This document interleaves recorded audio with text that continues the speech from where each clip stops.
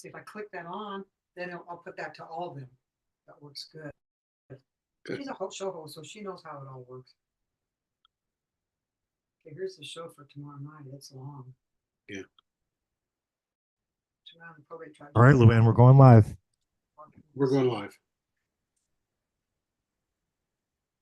And I believe we are live now. Welcome, everybody. We're going to be covering some of the top stories of the week. Myths and truths about the shutdown of the Department of Education, and the Crossfire Hearn investigation files have been declassified today. So we're going to be getting into some of those are two of the biggest issues of the week that I think we should be covering and that we need to be covering, among many others. But as you know, we have a limited time, we try and cover the most important ones to bring you, the viewer, the information to use to determine for yourselves what's actually going on. And we like to show you how to do that and how we do it on the air. So that being said, Robin, you saw a little bit of this before we got started when we were proofreading some of this stuff. Just give a little intro commentary before we get into the first couple videos. Well, what's first, the Crossfire Hurricane? We're doing the DOE story first. Okay. Yeah, there's been a lot of discussion online and in the news about the Department of Education being shut down by President Trump. And we wanted to look deeper into this because the truth is often in the details, and the details sometimes get lost. So we've done some research and we've done some digging, and we'd like to share with you some of our findings. Sounds good. With that being said, let's get into the first one. 1 second here, folks. I have to add it to the queue. I neglected to do that a minute ago, but I got it. Just one second. Uno momento. Here we go. All right.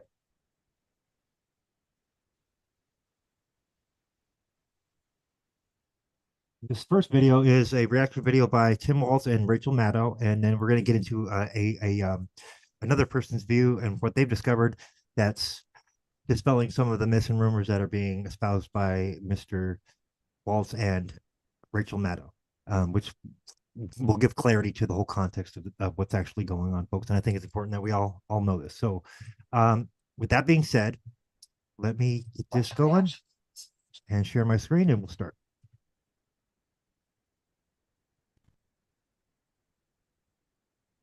Whoops, what did I just do? Sorry, folks. The freaking drop-down menu is not always cooperative. There we go. Now the sound is sharing. Here we go.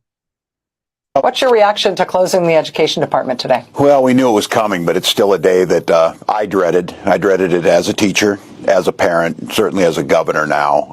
And the sad part for me about this is Donald Trump doesn't know anything about education. This has been a long-time dream of the far right to crush the public education system, to take that money and transfer it to private schools that don't exist in a lot of areas or rural areas, and to undermine some of the missions of the Department of Ed, making sure everybody gets an education, regardless of race, religion, or abilities. You know, students like my son who depend on IDEA and individual education plans to make sure that they're treated equally and get the best possible education they can. That's a hallmark of America. I think America's great contribution to the world is our public education system. And of course, Donald Trump doesn't care. And I appreciate you showing that photo, because it's so obscene that he would put a mock classroom. We all know he's never been in one. He wouldn't last for a minute. He's never done it. He's surrounding by people who know nothing about education. And they want to make this about bureaucracy and cutting. This is about children. This is about broadband access in their schools. This is about the research you were talking about, pedagogy, things that we learn. And then it's about the Civil Rights Department at the Department of Education that makes sure that we don't have a situation where a Ruby Bridges is escorted to school with police. And so we're back in an area where we can segregate. And he knows that curriculums and those decisions are made on a local basis, but they muddy the water. So look, just like your previous guest, thanks for having her on, but it's chilling.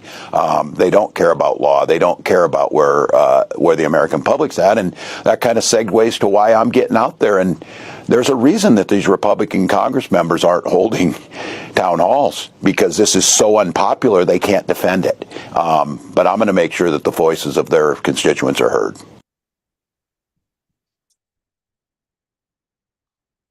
That was the first video.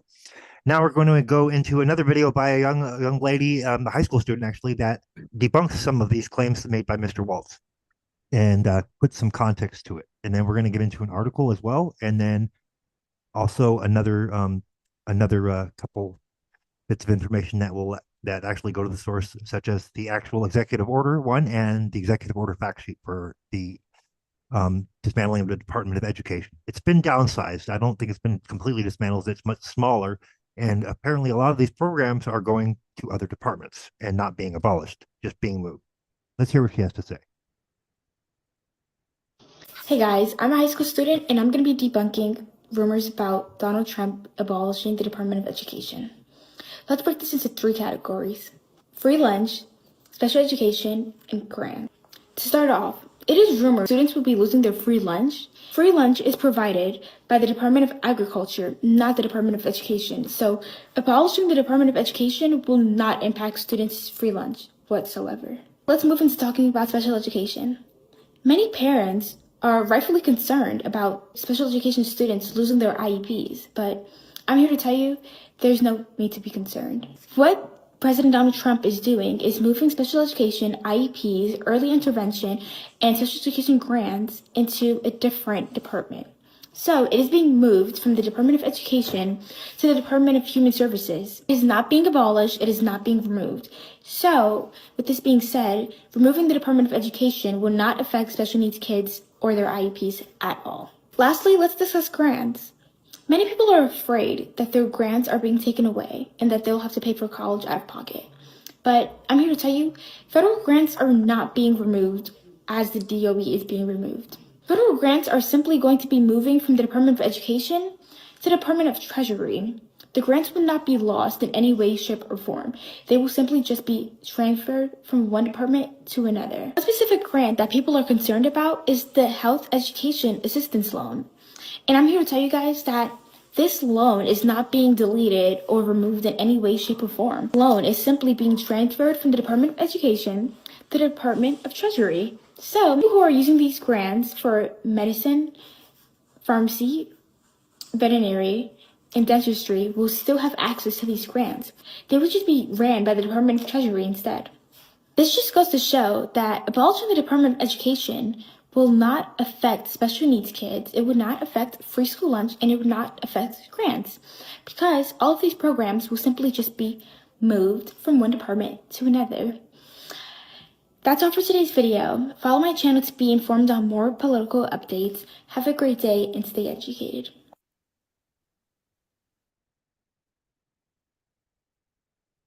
Okay, so now I want to go ahead and I verified one of that first claim from the young lady about it, the free lunch programs being from the Department of Agriculture. So let me bring that up and I'll show it to you guys because it's important that everybody knows that. That doesn't actually come out of the Department of Ed, it comes out of the Department of Agriculture.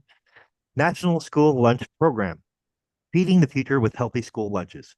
The National School Lunch Program, NSLP, is a federally assisted meal program operating in public and nonprofit private schools and residential child care institutions. It provides nutritionally balanced, low-cost, or free lunches to children each school day. The program was established under the National School Lunch Act, signed by President Harry Truman in 1946. Then they have a program fact sheet you can go check out. But if you look up here, it's under the USDA, U.S. Department of Agriculture website. So it's, in fact, run through the Department of Agriculture. So that is not a concern. And when it comes to the DOE, that's not going to be going away or be lost. So I wanted to clarify that because it's important that people understand that. So it's a false narrative. Okay. As for the some of the other ones, there was some clarity on the on it. I don't know if it's Department of Treasury. I know that the special ed and then the some of the other related programs are going to be going to the Department of Health and Human Services, as noted. And I believe that the Title 1 and 2 grants are going to be going to another department, which we will be pointing out here in this upcoming article. So let me get that up on a screen, and then we will get into it. We're going to read that ABC News article that we went over earlier. It's actually rarely the case, but this one is actually quite balanced. So we thought it was worth a share. We're going to have Robin go ahead and would you like to read it for our viewers? Why, sure. Yeah, sure. Okay. Let me just the Zoom so that everybody can read it properly on the screen. Okay. Let's watch this little video here and then we'll go on to the article. Or maybe it will, yeah, we'll do that. I do want to say that I've decided that the SBA, the Small Business Administration, headed by Kelly Loeffler, is a terrific person, will handle all of the student loan portfolio. We have a portfolio that's very large, lots of loans, tens of thousands of loans, pretty complicated deal. And that's coming out of the Department of Education immediately, and it's going to be headed up by Kelly Loeffler at SBA, and they're all set for it. They're waiting for it. It'll be serviced much better than it has in the past. It's been a mess. And also, Bobby Kennedy, the Health and Human Services, will be handling special needs and all of the nutrition programs and everything else. Rather complex, but that's going to be headed by and handled by Health and Human Services. So I think that'll work out very well. Those two elements will be taken out of the Department of Education, and then all we have to do is get the students to get guidance from the people that love them and cherish them, including their parents, by the way, who will be totally involved in their education along with the boards and the governors and the states. And it's going to be a great situation. I guarantee that in a few years from now, I hope I'm going to be around to see it, but I think we're going to see a lot of it. I think that you're going to have tremendous results. You're going to have results like Norway, Sweden, Denmark, a lot of the countries that do so well. I think you're going to have a lot of those results. If you look at Iowa and Indiana and Idaho, so many places that run so well, Florida, Texas, big ones, you're going to have great education, much better than it is now at half the cost. And we're not even doing it as a cost item, although you will save probably half, maybe more than that. And you're not going to be at the bottom of the list. You're going to be much higher. And maybe you'll be, I will guarantee some of the states will be at the top of the list. They'll be comparable or better than these number 1, 2, 3, 4, 5 countries, the countries that are in the top 5 positions. Okay, so that was the video portion of it. And would you like to go ahead and no, we're not playing any more video. I don't want your live news. We just want to get to the article. Sorry. Go ahead. President Donald Trump announced Friday that two key functions of the agency. I need to put this in front. Two key functions of the agency he is seeking to dismantle, the Department of Education, will be moved to new departments. The Small Business Administration will take on student loans, and the Department of Health and Human Services will take on special needs and nutrition efforts. I do want to say that I've decided the SBA, the Small Business Administration, headed by Kelly Loeffler, who is a terrific person, will handle all of the student loan portfolio, he said. We have a portfolio that's very large, lots of loans, tens of thousands of loans, pretty complicated deal. And that's coming out of the Department of Education immediately, Trump said, adding that he believes it will be serviced much better than it has been. Student loans are currently overseen by the Federal Student Aid Office within the Department of Education, and it handles not tens of thousands of dollars in loans, but 1.6 trillion in loans for 43 million people. However, the SBA, which already handles billions of dollars in loans each year, has faced cuts since Trump took office, saying it would reduce its staff by 43% amid agency-wide reorganization. The SBA said it would eliminate approximately 2,700 active positions out of a total active workforce of nearly 6,500 through voluntary resignations, the expiration of COVID era and other term appointments, and a limited number of reductions in force. The Federal Student Aid Office employs over 1,000 employees, but it is unclear whether these employees would move under the SBA or how the agency would handle an influx in loans to manage. Trump noted that Robert F. Kennedy Jr.'s HHS will handle special needs and all of the nutrition programs and everything else, conceding that it's rather complex. Those two elements will be taken out of the Department of Education, and then all we have to do is get the students to get guidance from the people that love them and cherish them, Trump said. The president maintained that the core functions, sorry, you got something in front of that there. The president maintained that the core functions would remain intact. Pell Grants, Title I funding resources for children with disabilities and special needs will be preserved, fully preserved, Trump said Thursday before signing the bill. They're going to be preserved in full and redistributed to various other agencies and departments that will take very good care of them. Question real quick. I had it in video optimized for video mode, screen sharing mode, and it seems like if you're viewing this on one of our social media sites, please let us know in the comments if you were able to see the green screen sharing bar that Robin and I were, that normally doesn't show up on live, but it did on this one. I just noticed it. I just turned it off, but I wanted to clarify that I didn't realize that it was visible.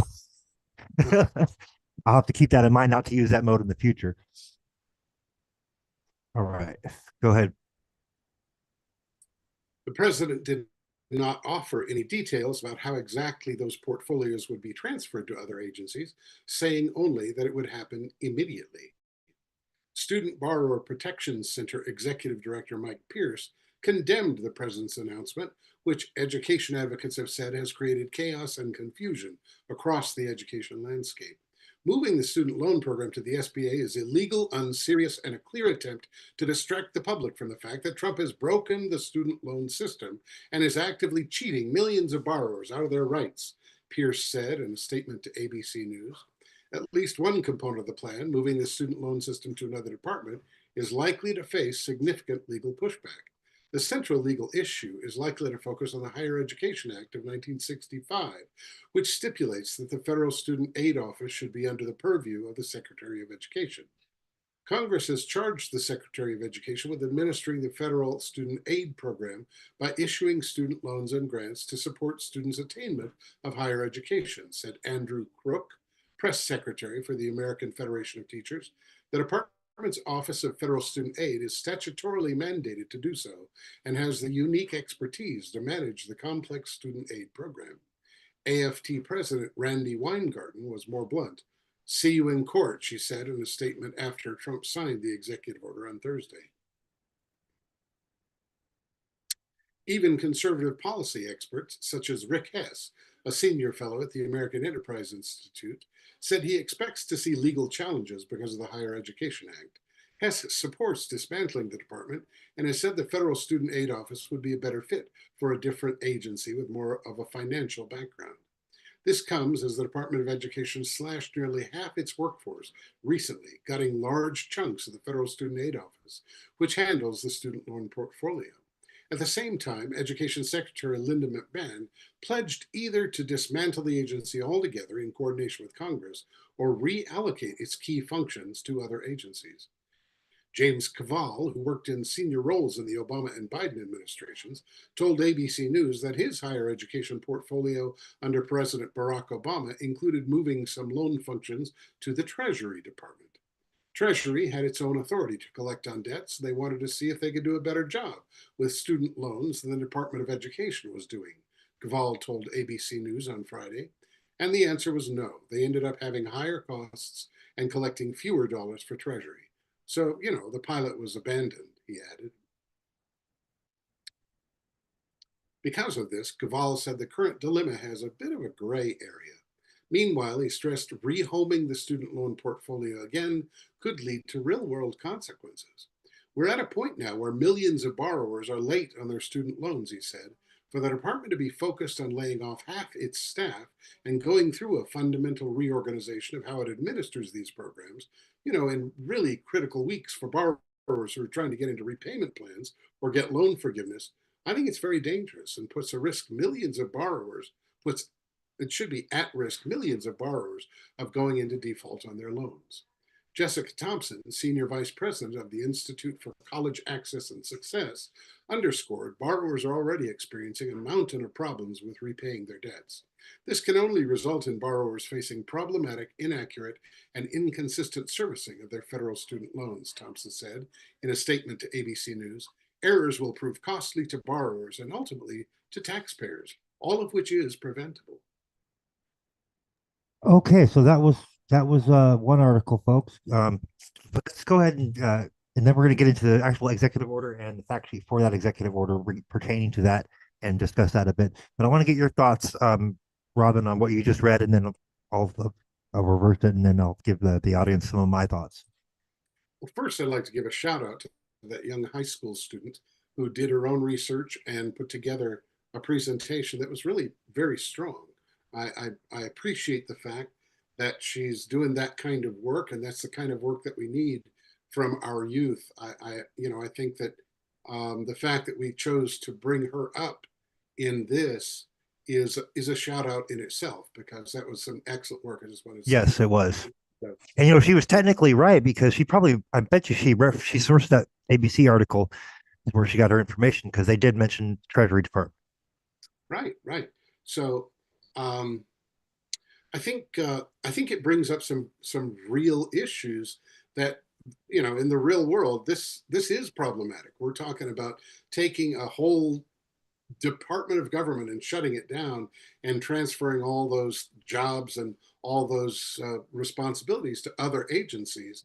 And it's a risk. It's a tremendous risk, really, that whether or not these other agencies are going to be able to handle this, they're repurposing, and what's brought up in the article, they're even undergoing reorganization themselves with a smaller staff and a smaller budget, ostensibly.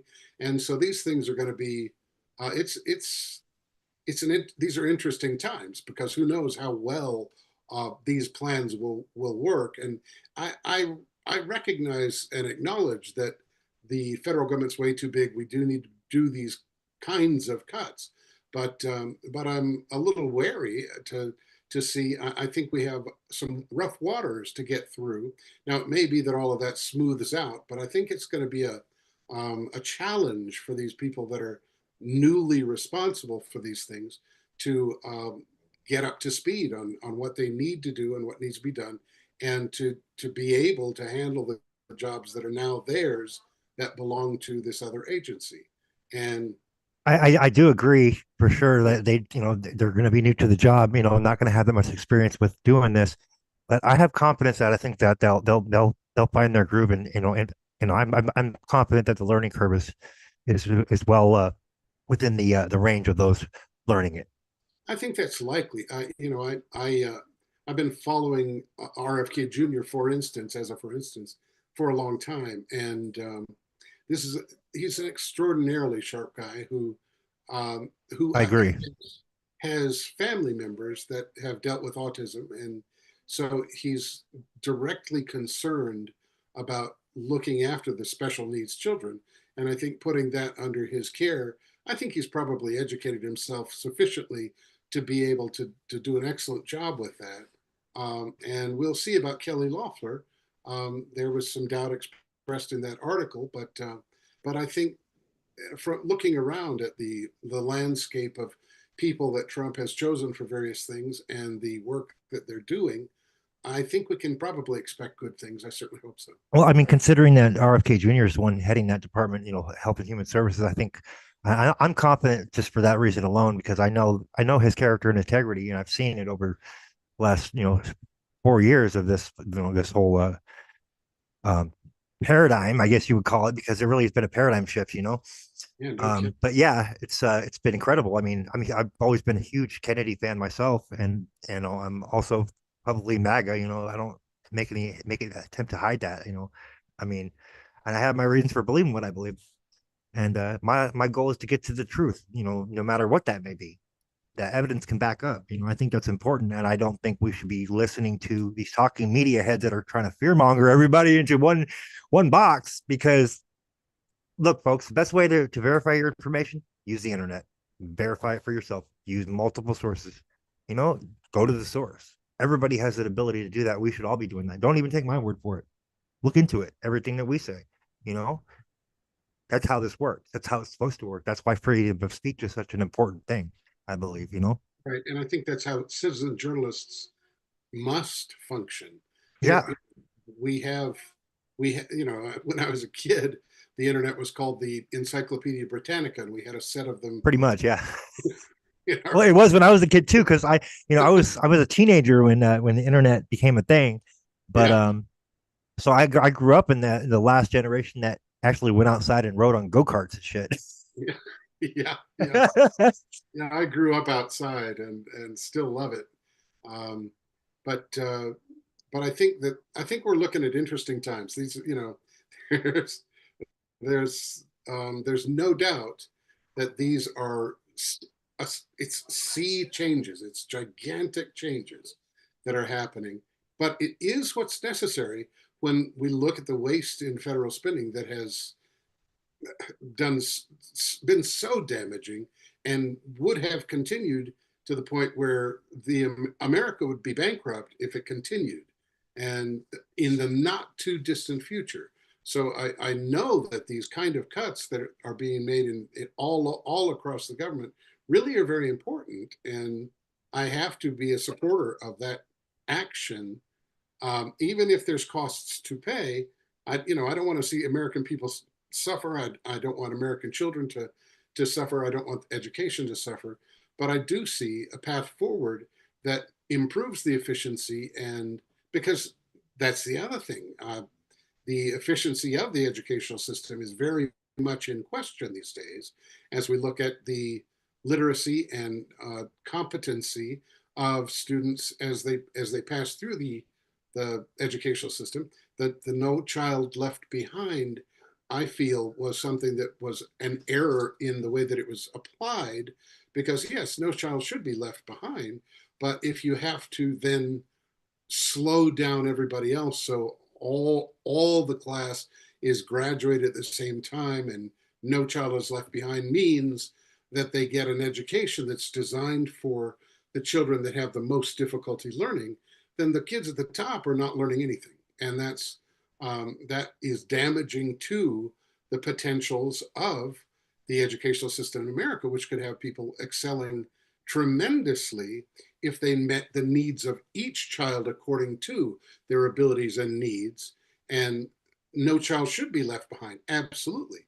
But to dumb down the whole educational system so that we can make sure everybody gets to go together, that's not how that should have been implemented at all. I agree. I absolutely disagree with that. I absolutely concur with you on that one, Robin, for sure. Let's get into the actual executive order, and then we'll go into the fact sheet briefly, and then we'll go into our next story. All right, I think I'll read this one. Right. Improving education outcomes by empowering parents, states, and communities. By the authority vested in me as by the Constitution and the laws of the United States of America, and to enable parents, teachers, and communities to best ensure student success, it is hereby ordered, Section 1, Purpose and Policy.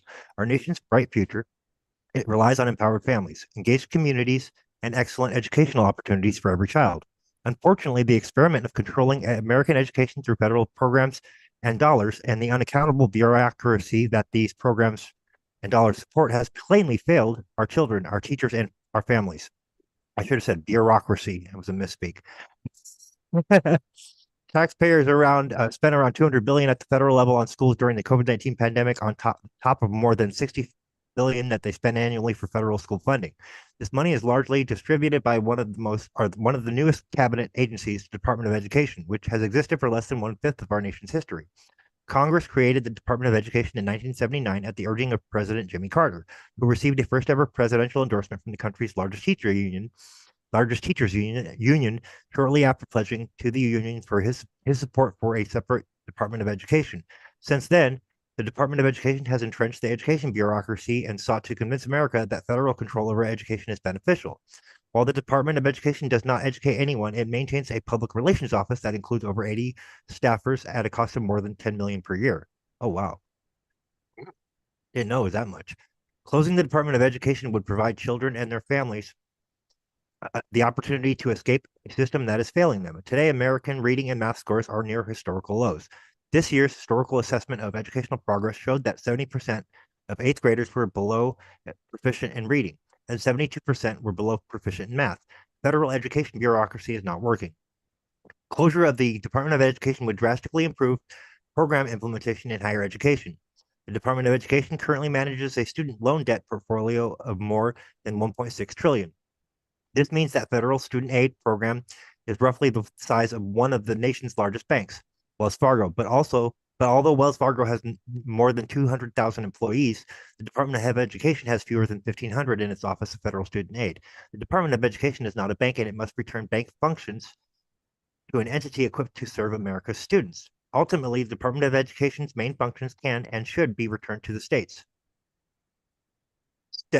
Section 2, closing the Department of Education and returning authority to the states. The Secretary of Education shall, to the maximum extent appropriate and permitted by law, take all necessary steps to facilitate the closure of the Department of Education and return authority over education to the states and local communities while ensuring the effective and uninterrupted delivery of services, programs, and benefits on which Americans rely. Consistent with the Department of Education's authorities, the Secretary of Education shall ensure that the allocation of any federal Department of Education funds is subject to rigorous compliance with federal law and administration policy, including the requirement that any program or activity receiving federal assistance terminate illegal discrimination obscured under the label diversity, equity, and inclusion, or similar terms, and programs promoting gender ideology. Section 3, general provisions. Nothing in this order shall be construed to impair or otherwise affect 1. The authority granted by law to an executive department or agency or the head thereof, or 2. The functions of the director of the Office of Management and Budget relating to budgetary, administrative, or legislative proposals. B. This order shall be implemented consistent with applicable law and subject to the availability of appropriations. C. This order is not intended to and does not create any right or benefit substantive or procedural, enforceable at law, or in equity by any party against the United States, its departments, agencies, or entities, its officers, employees, or agents, or any other person. Donald J. Trump, the White House, March 20th, 2025. Then we have a fact sheet here that goes with that. And you want to go ahead and read that one for us, Robin? Fact sheet. President Donald J. Trump empowers parents, states, and communities to improve education outcomes. Returning education to parents and communities. Today, President Donald J. Trump signed an executive order returning power over education to families instead of bureaucracies. The executive order directs the Secretary of Education to take all necessary steps to facilitate the closure of the Department of Education and return education authority to the states, while continuing to ensure the effective and uninterrupted delivery of services, programs, and benefits on which Americans rely. The order also directs that programs or activities receiving any remaining Department of Education funds will not advance DEI or gender ideology. Dismantling bureaucracy and empowering families. Federal government control of education has failed students, parents, and teachers. Since its relatively recent inception in 1979, the Department of Education, which does not directly educate students, has spent over $3 trillion without improving student achievement, as measured by Standardized National Assessment of Educational Progress, NAEP scores. Federal taxpayers spent around $200 billion in additional education funding during COVID-19, which, given the substantial learning loss that resulted, typifies the ineffectiveness of the current federally driven model. Mathematics and reading scores are down in public schools despite per pupil spending having increased by more than 245% since the 1970s, indicating that more spending does not mean better education. 13-year-olds' mathematics scores are the lowest they have been in decades. 13-year-olds' reading scores are the lowest since testing began over 30 years ago. Low-performing students are falling further behind. In 2023, 13 Baltimore, Maryland high schools had 0 students who tested proficient in mathematics. The Department of Education burdens schools with regulations and paperwork. Its Dear Colleague letters have forced schools to redirect resources toward complying with ideological initiatives, which diverts staff time and attention away from schools' primary role of teaching. Biden's Department of Education added rules that imposed nearly $3.9 billion in costs and 4,239,530 paperwork hours. Taxpayers will no longer be burdened with tens of billions of dollars wasted on progressive social experiments and obsolete programs. Under the Biden administration, the Department of Education wasted more than $1 billion in grants focused on entrenching radical ideologies in education. Biden's Department of Education rewrote Title IX rules to expand the definition of sex discrimination to include gender identity. The Trump administration recently canceled $226 million in grants under the Comprehensive Centers program that forced radical agendas onto states and systems, including race-based discrimination and gender identity ideology. Fulfilling promises to parents and students, President Trump has outlined a bold vision for America's schools and returning education back to the states. During his campaign, President Trump said, "I will close the Department of Education and move education back to the states where it belongs." While speaking on parental rights in education, President Trump spoke of a dramatic rethinking of schools. "I want every parent in America to be empowered to send their child to public, private, charter, or faith-based school of their choice. The time for universal school choice has come. As we return education to the states, I will use every power I have to give parents this right." Since returning to office, President Trump has already signed an executive order to expand educational freedom and opportunity for families, recognizing our government-assigned education system has failed millions of parents, students, and teachers. All right, so you want to give some of your thoughts on what we just read, and then we'll do my, I'll give you mine. Sure, I think it is daunting to look at the failures of the education system. It's a tragedy. It's a tragedy that's unfolding right before our eyes, and it's particularly a tragedy for parents and grandparents and more than anyone, the children that have been affected by this, children that are going through the educational system, hoping and praying and seeking to be taught how to use their minds and how to think and how to do the things that make them competent in society, such as reading, writing, and arithmetic. And the direction that we've been going is one that has not been working, as we see by the evidence right before our eyes. It's not working as it is, and not to fix it would be more of a crime than to take steps that we're not positive of or steps that we believe will fix it. And so I think that, yes, it's going to be a hard road. Yes, there's going to be some trials and tribulations involved in making this kind of a massive shift in our educational system. But it is desperately necessary, because the way it works now, it is not working.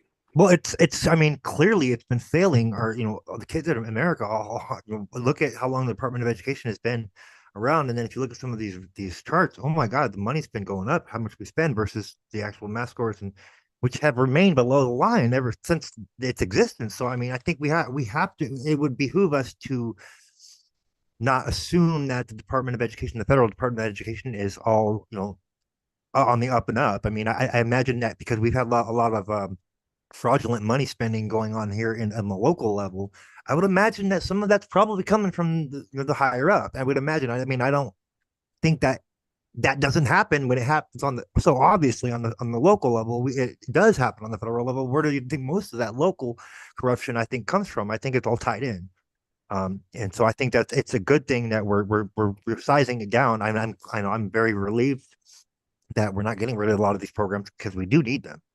And I'm glad to hear that they're being shifted into other departments, because that's important. We do need these programs. We absolutely do. Like, I grew up with an IEP myself, so and I think those are critical aspects to our education system. So it relieves me to hear that we're not getting rid of those. That's When I was a kid, I remember in about, I don't know, it was maybe second, third, fourth, fifth, as I went up through the educational system, I got madder and madder when I started realizing that they were teaching me what to think instead of how. I was like, look, man, I can think for myself. Just teach me how to use the instrument of my brain, my eyes, my hands, myself, to find information and to apply it to the real world. And if you'll do that for me, then you've done me the greatest service you can do.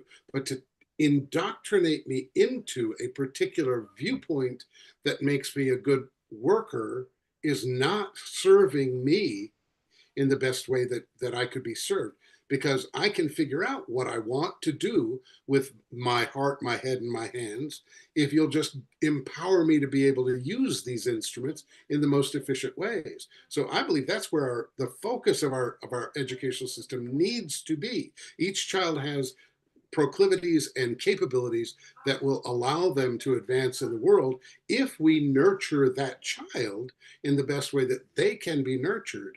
And hopefully that is the kind of shift that I anticipate we may be seeing. And I certainly hope that that's the case. Yeah, definitely, definitely. We have another breaking news story up here. So today, Trump signed an executive order releasing and declassifying all of the Crossfire hurricane investigation files.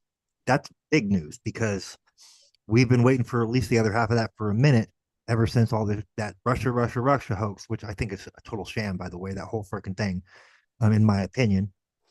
So it looks like we're going to get to see what really went on there. And he literally just says that he's declassified everything with the exception of one cover sheet. Oh. So this should be interesting. We're going to read two different articles. We're going to read one from CNN, and then we're going to read one and watch the video from Fox after this little clip right here. And then we'll get into the actual executive order and see and then we'll talk about it. And then we'll wrap up the show. Next, sir, we have a presidential memorandum for your attention. This memorandum requires the immediate declassification of all FBI files relating to the Crossfire hurricane investigation. This was obviously one of the instances of the weaponization of law enforcement powers of prosecution against you and others. We believe that it's long past time for the American people to have a full and complete understanding of what exactly is in those files.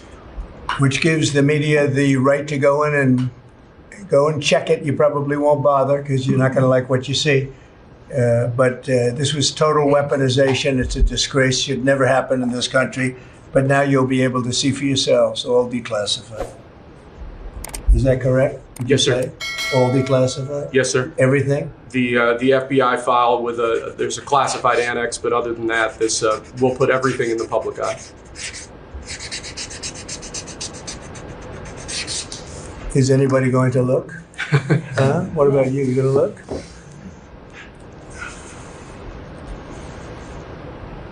And frankly, the FBI should be ashamed of themselves, and so should the Department of Justice, and so should Biden. All right, so there's that. So that's big news. You want to just give your thoughts real quick before we get into the article? I want you to give our viewers just your initial thoughts after just seeing that. I am grateful to see a government that is working hard to provide transparency to what's really going on. And I think the place to start is if you've got people that are well placed in government that are involved in, these people are on the public dime. My taxes, your taxes, everyone's taxes is paying for them to do what they do. And if they're involved in creating lies and stories to deceive the American population, we ought to know about it. To manipulate the American population so that they don't know the truth and they act on false information, and it affects what happens in the election of our officials and the moving forward of our government. Absolutely. I'm very happy to see. I'm very interested to see what's in those files because I want to. Me too.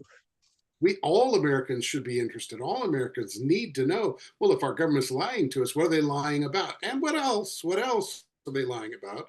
And we need to put an end to that. So I'm really happy to see that we're making moves in that direction. I think this is an excellent move. I agree. And of course, we will get into those files as well as the Epstein files in a future episode. But I think we should look into those next week and see what comes out, because I'm assuming it's going to take a day or two for them to the files out. But like it did with the JFK, well, it took a little longer with the JFK files because there was some resistance to that, I would imagine. But we'll see what we get, and we'll report back that on those actual files next week. That being said, let's go and look at a couple articles because I'm excited about that too. I want to know what actually happened, because I think that whole thing was a big old scam, because in my opinion, like, the argument that, oh, somehow Trump was a Russian spy in 1986 and yada yada. I'm not that guy. He's a KGP. What are you talking about? Cold War ended 30 fucking years ago. Is what I'm thinking, right?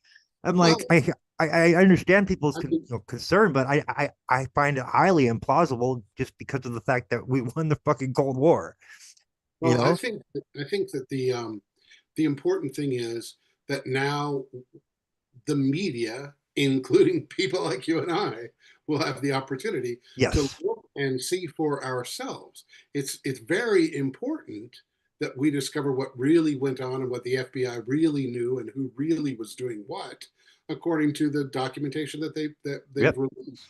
So that will tell the story, and that's it will. It will, and I think I'm going to be vindicated in regards to even my own case in a lot of ways, because I know that does happen. Unlawful persecution of American citizens by the FBI does fucking happen. I had it happen to me. Okay. And that's another story. I'm not going to get into that right now, but that's a whole nother story. And it's a very serious issue because it's a violation of our due process when stuff like this is happening.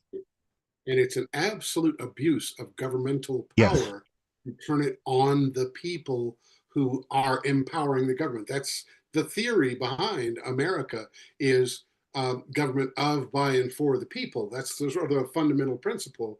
And if we're not government of, by, and for the people, I mean, if we are, then the people need to know the truth about what's going on. And if we're not, then we've been invaded. This is something foreign to our way of life and our democracy and our constitutional rights. And it needs to be stopped. It does. It's an absolute abuse of power when you have I mean, just look at the CIA, for fuck's sake. Holy fuck. Excuse my language, but god damn. They've been involved in some really shady shit. Oh yeah. They've overthrown governments. They've done all kinds of stuff. Man, it's criminal. Not to mention the worst of which being the assassination of our, one of our beloved presidents in, JFK. That is something that I think we're still investigating. We're still looking into. But yeah, not to mention that if that turns out to be vindicated and that turns out to be the truth, that's something all Americans should have known a long time ago, so that we could, exercise our power to put into power people who would overturn that kind of abuse of power. Yep, absolutely. I agree 100%. Let's get into the articles now. We're going to play the CNN. We're going to read the CNN one first because it's shorter and quicker. So you want to go ahead and read this one, or should I? Sure, I'll read it. Okay. What's the headline of this article? It's called, oh, there we go. Declassified. Trump to release FBI's Russia probe documents.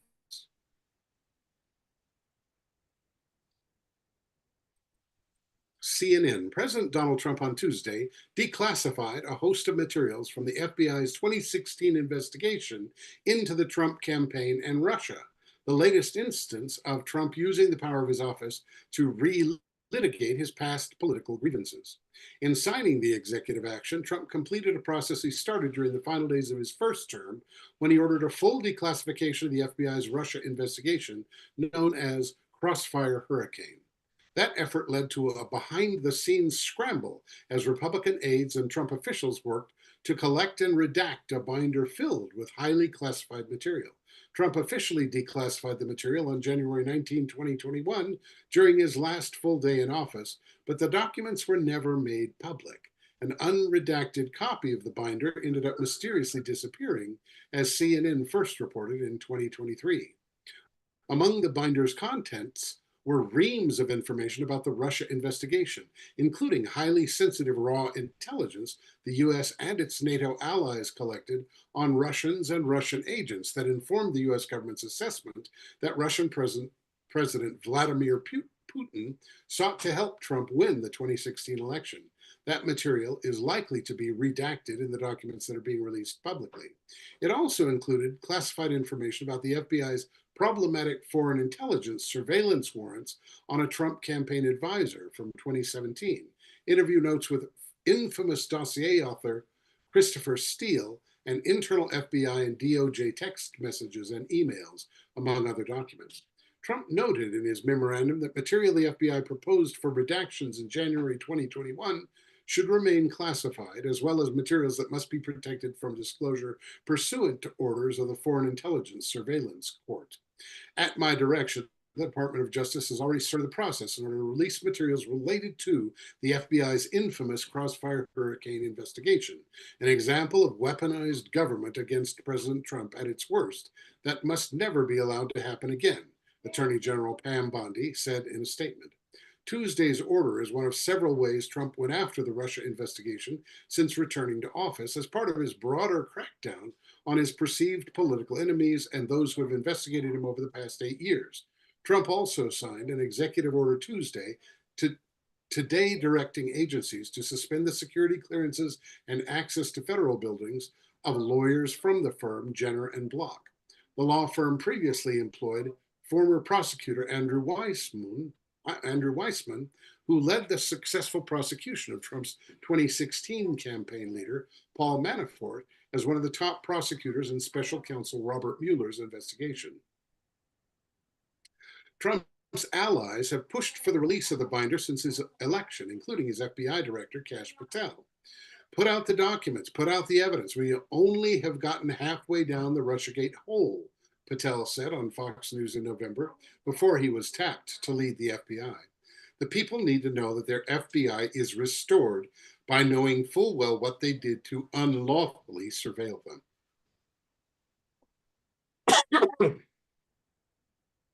The FBI in 2023, am I live? Yeah, you're good. Okay. The FBI in 2023 released some redacted documents from the Crossfire hurricane investigation in response to a Freedom of Information Act lawsuit. But John Solomon, a conservative journalist Trump tapped as his representative for the archives to try to obtain the documents in 2022, said the disclosures were insufficient, according to a lawsuit Solomon had previously filed to try to obtain the binder documents from the Biden administration. Okay, so that was that article. I don't know, dude. Like, if it was supposed to be released on his last day in office of his first term, and it was never released, wouldn't that indicate that somebody in the Biden administration was trying to prevent it from being released? Because why would you not do that if there was incriminating evidence against Trump, as they say? Then why would they not do that? That occurs to me. Yeah, it seems that if in fact these documents prove that Trump was acting, with as a Russian agent, essentially. If that's the evidence that's in the documents, it seems to me that there would have been a rush to release them, especially considering that the media and the government that was in power were doing everything that they could to go after Trump. So if in fact these were damning documents for Trump, well, we'd have already read them every page a long time ago, it seems to me. There's a term in remote viewing known as front loading, which I'm going to apply to the context of article writing in this context. I don't know if you caught it, but that first one of the first few paragraphs was obviously or the third paragraph, I believe it was. It was obviously spin, if you know how to read between the lines. Oh, And yeah. so I was like, oh, that's obviously in my book. That's what we call let's call it media front loading. We'll call it media front loading, and that's where you put a bias ahead of your Right. reporting. Yeah, I definitely agree.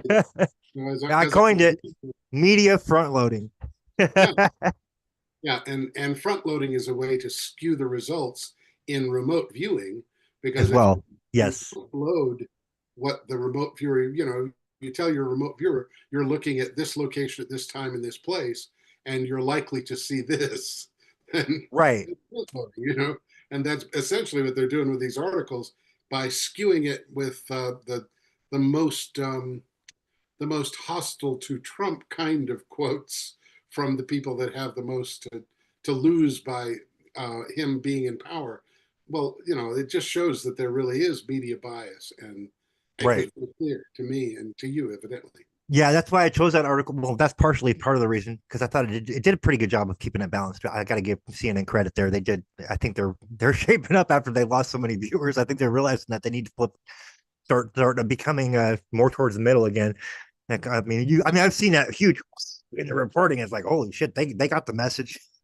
Yeah, it We'll appears. see if they survive. The next one is going to be from Fox, and we're gonna play a video from there and then go over the article, and then and then we'll talk about it, and I think we'll wrap it up after that.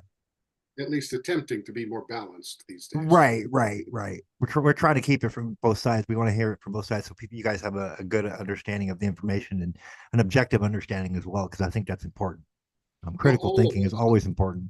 Every single person has their own biases as a human being, and to keep it balanced is something that, as a journalist, we need to strive for. So, Yes. I certainly think it's important.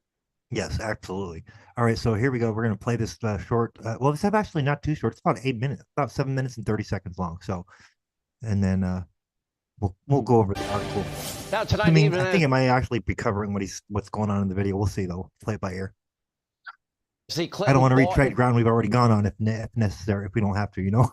Paid for dirty Russian disinformation dossier is undeniably discredited.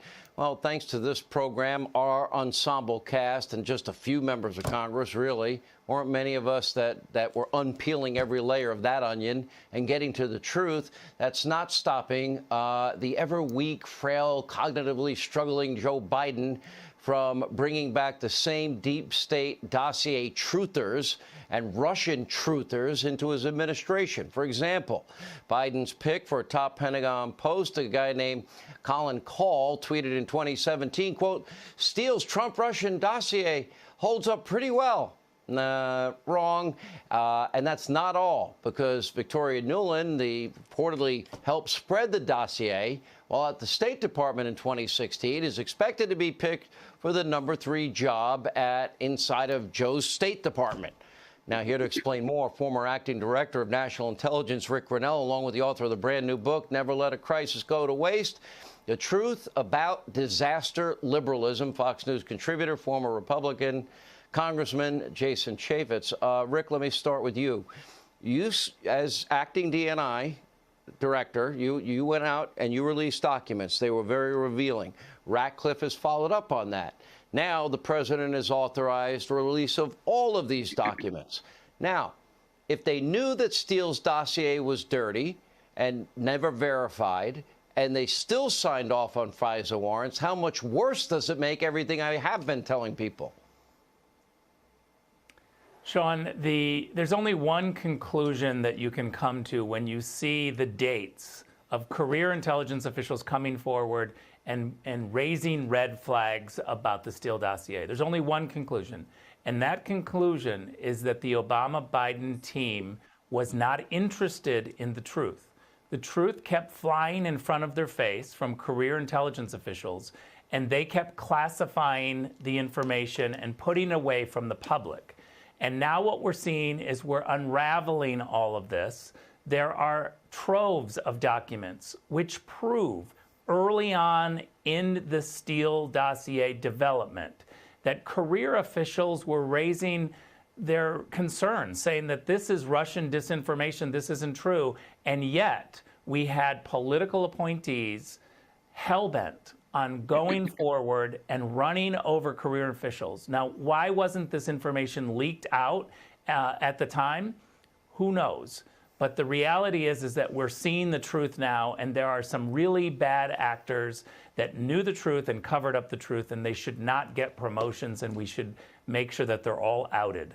You know, and in the name of truth, well, I shouldn't call you congressman. I should say colleague, Jason Chaffetz. It's not fair to, it's kind of a derogatory remark in some circles to be a congressman. I agree. But, we had to unpeel the layers of the onion here.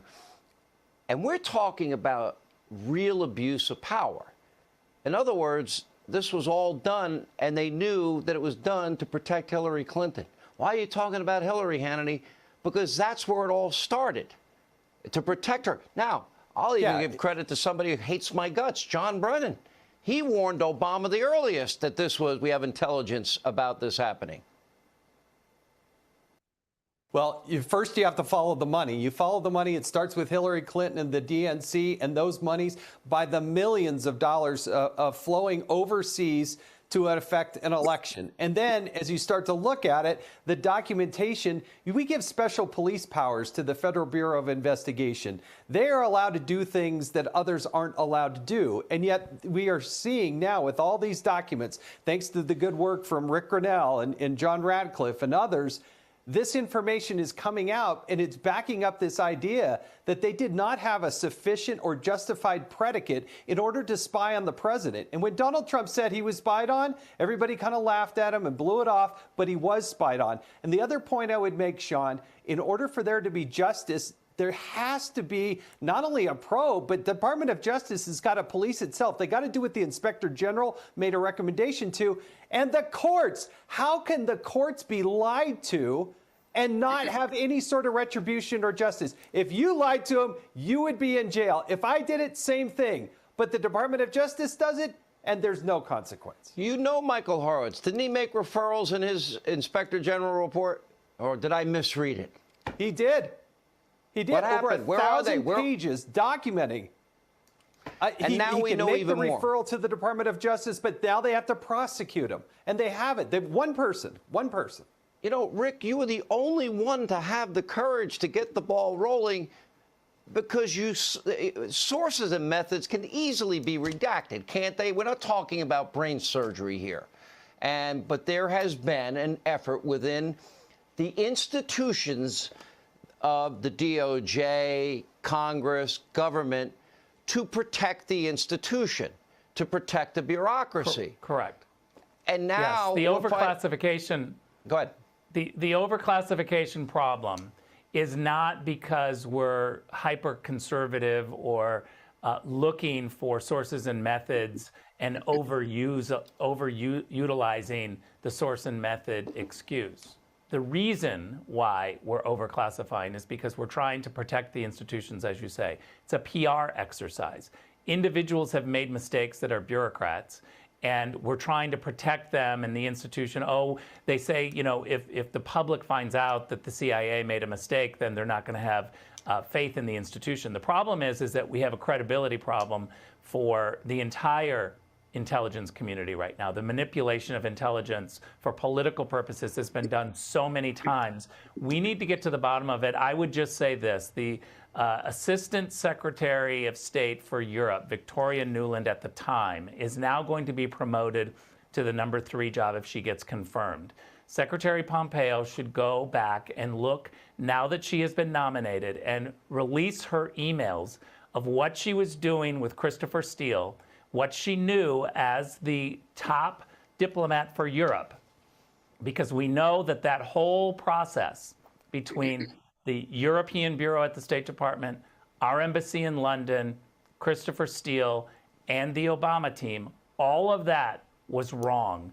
They had red flags saying that we shouldn't be using Christopher Steele, and yet they kept going. Why did Victoria Nuland approve this? We need to get to the bottom of it before she gets a promotion. All right. Thank you both. Look forward to the book.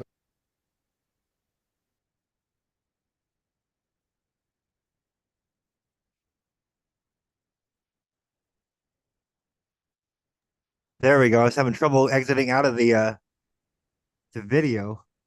Oh shit! What happened to the article? Hold on, folks. I'm just gonna reload this.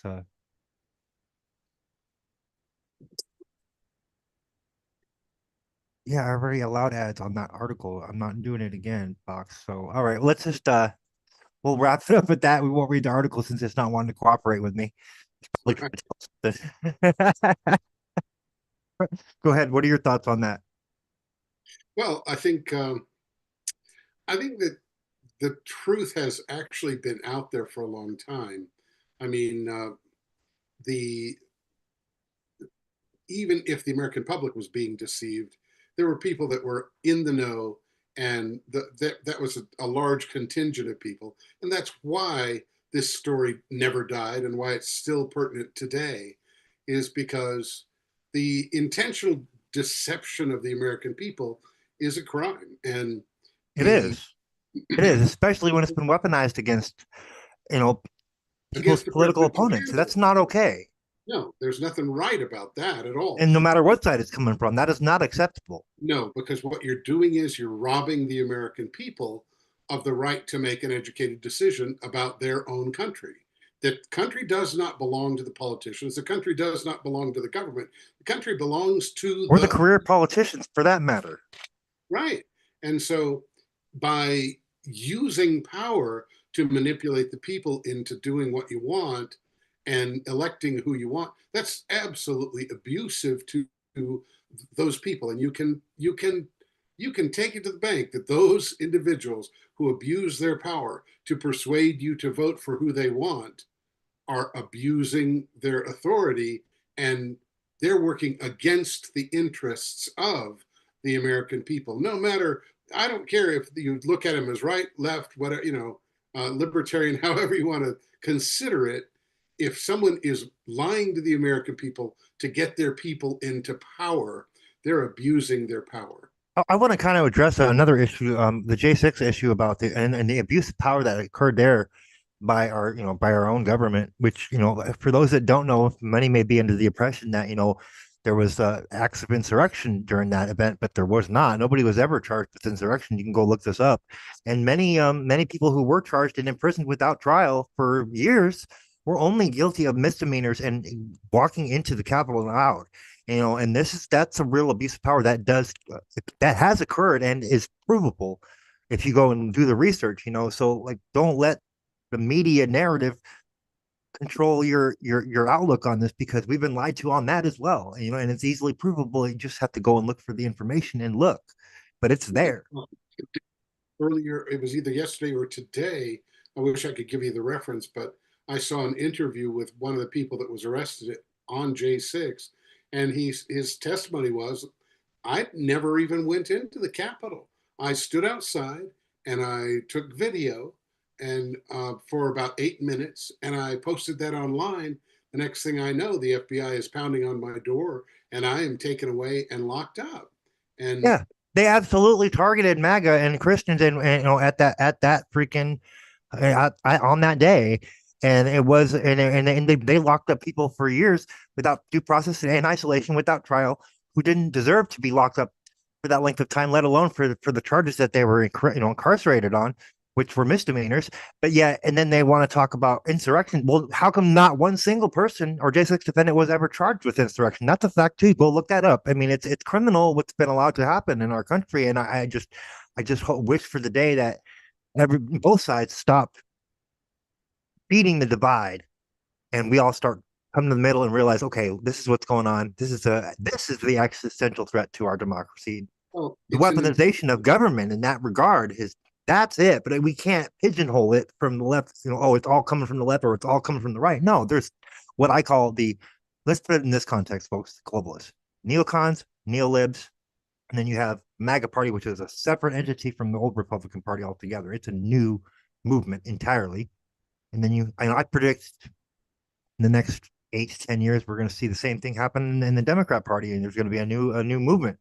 I mean, just based on what we've seen with the last 16 years here, and on this side, as well as but if you look at how dissatisfied people are in the Democratic Party right now, it makes sense. I mean, we're just recently somebody from there's what's called the Democratic Tea Party is starting to break loose now. So there's a whole new movement starting, and it's just beginning, which I'm excited for, because I think that's we need to have that.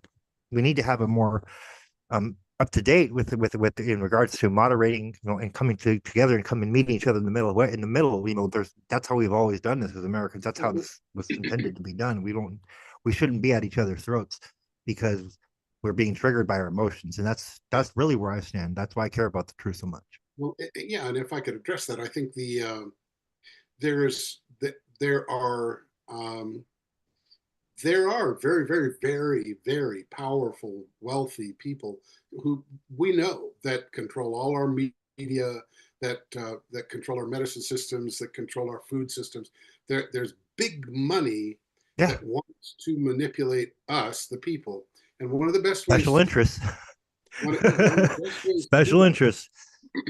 of the very best ways that they can do that is to create polarization. They want us to have strong opinions, and they want those opinions to disagree strongly so that they can use trigger words and trigger concepts to say, I mean, if you say the word Trump to some people, they lose their minds and rant and rave for an hour, and Yeah.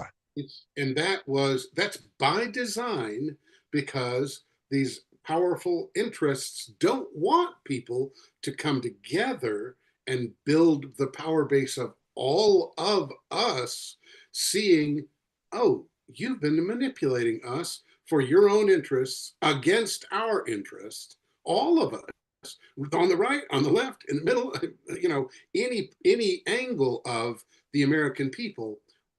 They're striving hard to keep us as divided as possible, whether it's race, religion, whatever it may be. They want us divided because that causes us to, because then they can say, oh, look over there. It's Exactly. the Jews. Problem, Oh, reaction, look over solution. there. It's Classic CIA tactic, mind you. look over there. So anybody that says Project Mockingbird is not still in effect doesn't know what they're talking about. Right. And that divisiveness that they encourage among the population is something they use to distract us and to keep us occupied and to keep us divided, so that we don't become the power that we really are gifted to be. We are extraordinarily powerful beings. Each of us have this spirit inside that's got incredible ability. And when we join together, then the government and the billionaires and everybody else who exercises power over us loses their power, because we're exercising our own power on our own behalf. And that is my goal, is to bring the truth to people so that they can get over the polarization and begin to understand that, hey, those people, they're just as lovable as you and I. They may have a different political view. They may have, and that's okay. They're allowed to. We're allowed to disagree on issues. So that's how we have debate. That's how we come to consensus on things. Yeah, if we can learn that we're all part of the human family, and that that's part of the family of species on this planet that we all share, then we can make a world where everyone's getting along and government becomes irrelevant, because you and I are taking care of each other all over the world, and no one's at each other's throat. That's designed and implemented through a controlled media that is polarizing people, through a controlled internet that feeds you and me a specific party line that they want us to believe, and it's intentional, so that we will then divide into the us versus them, because as long as it's us versus them, we don't know who the manipulators are. It occurs to me, because I remember we had to read the book 1984 in high school, and I believe middle school too, if I remember correctly, if my memory serves correct. And so I am eternally thankful for those educators back then that did that for us, because that really prepared us for now, because we really are living that book. I mean, that literally became reality. Just look at, it's amazing how far, holy shit. Oh, I know what it was. In middle school, we watched the original 1960s version of the movie, is what it was. Yeah, you remember Animal Farm? Brave Yes. New World? And then we read the book in high school. That's what it was. I now remember it. Yes. And I think we may have watched the actual 1984 version of or was it 1980? It was the 80s when it came out. I can't remember the exact year, but it was called 1984. Sure. I know that. It was the more recent one, but not like the 1960s version. Right. Well, it's like 1984 could easily be 2024. Well, yeah, it pretty much was. Just fast forward, what, 40 years? It was both germane to that present moment and prescient of what was to come. Yeah, exactly. The information age is really I think it's freed a lot of humanity just from its ability for us to all connect, but the challenge comes in determining whether or not we're going to let the device control us, or whether we control the device through moderation of our use and habits of it. Yeah. It's kind of like a drug. Think about it. You're going to control the drug and use it recreationally, or are you going to let it control you and become an addict? Right. Because every drug has some or well, I won't say every drug has some utility because some of them are not worth a crap for I- anything. I'll tell you this, folks. In both contexts, knowing your limits is key to moderation, and that's all I'll say in regards to the illegal use of substances. But it also applies to the other. Well, I mean, hey, listen, iatrogenic disease is probably the #1 killer, and people don't even know that term. But it What was the means term again? Say it again. iatrogenic. What is that? Iatrogenic. It is doctor caused. It is diseases that are caused by doctors who give the drugs that they're supposed to give in the doses that they're supposed to give, and they cause side effects that are classified as various kinds of diseases. Oh, so they can market And more drugs. right, and Yeah. that is the #1 cause of illness, perhaps the Well, #1 cause of death. there was an I remember. article that when I was doing the launch article on the pandemic indoctrination documentary, there was an article I came across that said that Dr. Error is the #3 like the #3 or #2 cause of all deaths. I think it's actually #1, but Is it #1? Yeah, it could have. I think it was one. Yeah, it was one of those. It might have gone up since then. No. Here's the deal: Dr. Error may be the #3 cause. Yeah, that's what it was. But Dr. Error. That's what it was. That's what they called it. Dr. Error. These doctors that aren't making errors. They're actually doing what they're trained to do, but those treatments are that dangerous that it's causing people to get sick. And I mean, go do your research. Don't trust what I say. Yeah, right. Yeah, don't take our word for it. Go look it up. The information's out there, folks. This is something that we all need to be aware of because we're putting our health in the hands of someone that is doing the best that they know how, and oftentimes can assist us with things, but also can put us in jeopardy unwittingly. One day I was at the doctor's office and he says, "You should take this drug." I said, "Well, tell me about the side effects." He's like, "Well, let's go look at them." And we looked at together online. He said, "Oh, well, that causes high blood pressure, and that's something we've been talking about that we need to bring down for you. So let's not do that drug, shall we?"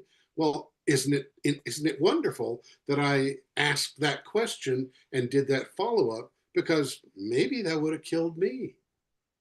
Right. Because what is it? Do your due diligence. Right. Do your research, and when you have the right information, you can make an informed decision. Is what it really comes down to. If you're at your doctor and he says, "This is what I think you need," well, investigate further. Ask the question, "Well, what are the side effects, doctor?" And get an answer. And so that informed consent is what we're supposed to have. And if we don't get informed, then we're not really giving consent. You know what? Yeah, all right. Now that you say informed consent, I just have to drop this because this is like the first few lines. It'll be like a semi-mini promotional for my music channel that I'm going to still launch, but I haven't had time to this last year. I had intended on launching it last year, but I'm just going to sing the first 4 verses of this song. It has this informed consent, and I think everybody will appreciate it. When the tears run dry from all the sorrow in your life, seems coercion's now the norm. No more consent of the informed. Anyways, that's all I'm gonna sing on that, but I thought everybody would appreciate that. Came up with that song during the COVID lockdown, so. Well, we'll have to lay down some tracks, brother. Yes, definitely. I got a whole song with lyrics written for it already. I just have to freaking put some drum beats to it and get somebody else to help me out with the instrumental, and then boom. When I come to Vegas, An original. Yeah. It's called Life, Liberty, and Wisdom. But when I come to Vegas, we'll lay down some tracks. What do you say? Sounds good. Sounds good. All right. Any last thoughts before we wrap it up? Folks, think for yourselves. Don't listen to us. Well, do listen to us. As a matter of fact, don't just listen, like and share. Yes, please do. And thank you to all of our Twitter viewers who have watched with us concurrently the whole time. We got a nice big number that I'm happy with because we're growing. And so we appreciate every one of you guys. But if you please, don't just believe something because you heard me say it or Steven say it or one of the talking heads on television say it. Open your own mind and do your own due diligence.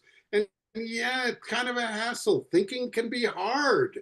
It is hard to figure stuff out for yourself, But believe me, that's the way you got to navigate this world, or you just wind up in trouble from one source or another. So figure it out, but take in all the information and then start processing it, do your own due diligence, and you make up your mind what is your truth that you really honestly do see as truth, and be willing to live your life wide open and full out. Nobody has the right to tell you what to think. Nobody has the right to tell you, oh, you can't speak up and do that. No, they don't have that right. You are given your own voice, your own life. Live it full out, baby. Live large. Definitely, I agree. I couldn't agree more. You just use discernment, trust your judgment, do your own research, vet your information, and always, as always, don't take our word for it. Look for the facts yourself, because they're out there, folks. There's no reason we shouldn't be using every tool at our disposal, and we've had the technology for at least the last 20 years, the internet. So there's no excuse to not be looking for this information, folks, unless you don't want to know or you're lazy. So we should all be operating by those standards, I believe. Good night, everyone.